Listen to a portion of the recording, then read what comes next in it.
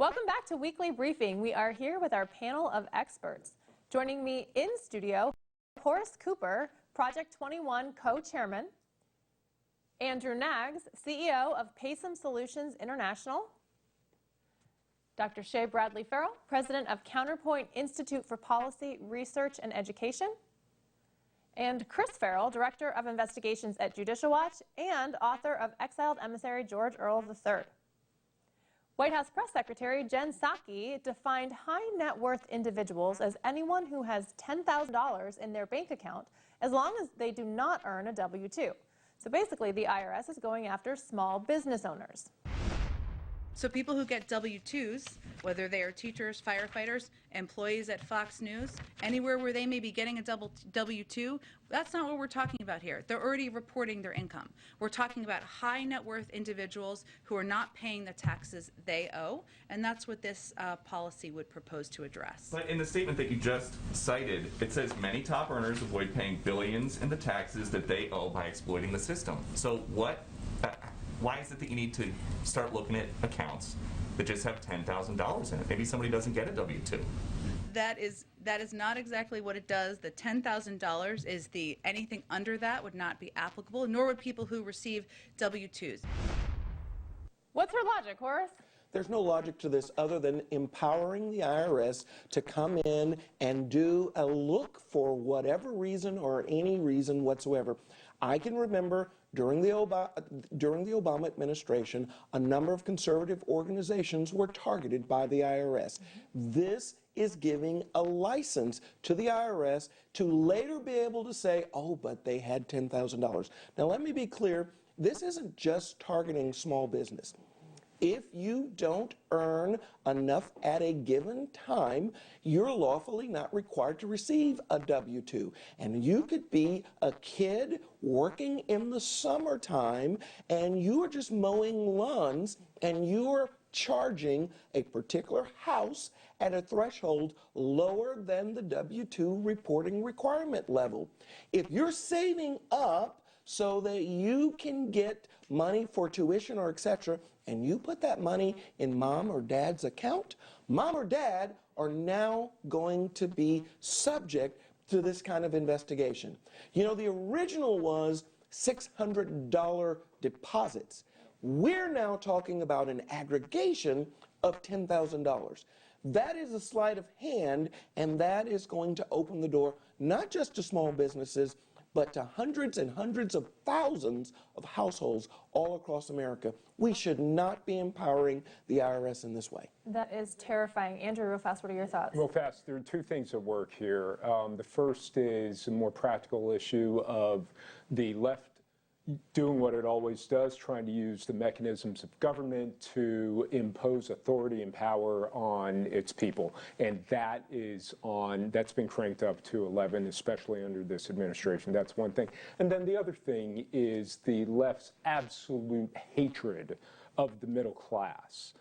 And that is from time immemorial, and it's because the middle class lacks the romance of lower classes and the power and authority and refinement of upper classes. So this is an attack on the middle class, and we need to recognize it as such. And Jen Psaki could barely keep herself together through that question and answer period.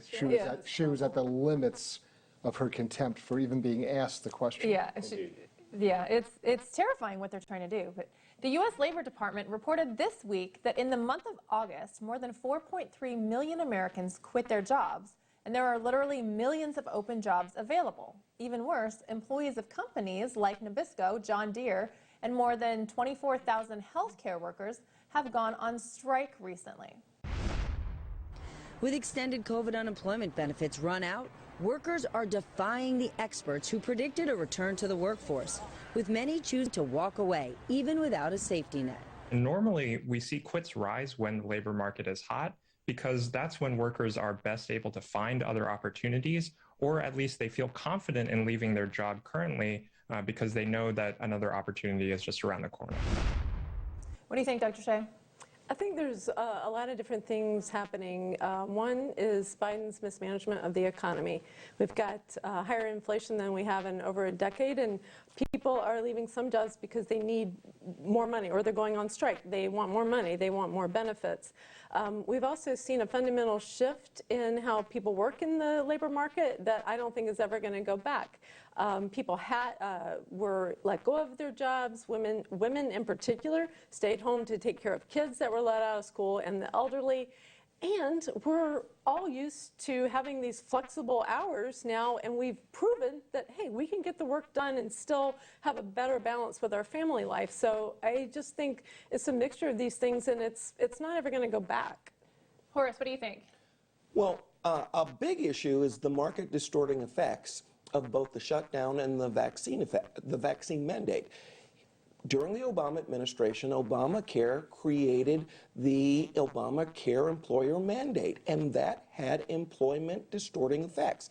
50 employer or higher, and how many people work more than 30 hours a week. It changed a number of people who had the ability to come and go and work sometimes 50 hours, sometimes 25 hours, to those employers saying no, no, no, no. And it also changed the number of employers who said, no, no, I'm going to have independent contractors, or I'm just going to figure out how to do this work without reaching the 50 cap threshold. The shutdown and the vaccine mandate is pushing people away from those positions where there's a reporting requirement, or from those states and jurisdictions where the shutdowns or severe limitations are in place. Those two are a devastating attack on our economic growth right now. I think you are right. North Korea successfully test launched a submarine-fired missile this week. This on the heels of reports that China has also tested a hypersonic missile twice. Is this something we should be worried about, and do you think Joe Biden has any competence to do anything about it? Chris? We should be very worried about it, and the lesson that the rest of the world is doing a compare and contrast against is our apparently being caught flat-footed on these issues. Right. There wasn't even a good sort of statement or response to it from a strategy, public diplomacy point of view. And our allies are looking and watching. And what's the last thing they remember? Afghanistan. Yeah. So if you're South Korea or you're Japan, and you have this sort of aggressive action where North Korea is flaunting it, they know that they can stick their thumb in the eye of the Biden administration and get away with it. They are. Andrew, what do you think the message is coming out of the Pentagon? How are people receiving it? I think you hit the nail on the head. This is more about messaging, and in my time as working for President Trump as one of his deputy assistant secretaries of defense, I will tell you that I think it's highly unlikely that we didn't know that both of these technologies were available, and in fact, probably that they were being tested. I think where things may have broken down is on the public relations side, and you kind of see that with the information that got floated out there, and then sort of the slow response to it. But look, that said, we should be very concerned about what our national security apparatus is focused on. It should not be focused on many of the things that are on the headlines today. We should be focused on fighting and winning our wars and defending our interests around the world. And this is an example of an area that we should be very concerned about. Because it looks like the Pentagon got caught flat-footed, like they weren't paying attention. They're like, oh, well, we're fine with it. When asked about China, Jen Psaki said, well, we welcome the competition. Yeah. I personally don't. Yeah, look, there's a whole world of guys who do nothing but indications and warnings. They're constantly looking for, and you know, if a missile get launched, there's telemetry stuff that signals, there's measurements and signals intelligence guys who look at nothing but that kind of stuff. They see a rocket plume, they know exactly what it is. So we're not surprised by it. The failure is what Andrew pointed to, which is the public diplomacy. How do we respond? How do we message it? How do we talk about it? How do we explain it? How do we reassure our allies that they're not going to be the next Afghanistan or the next Vietnam or the next, I can go through a litany of places where we failed. Yeah, I think myself included, a lot of people are concerned about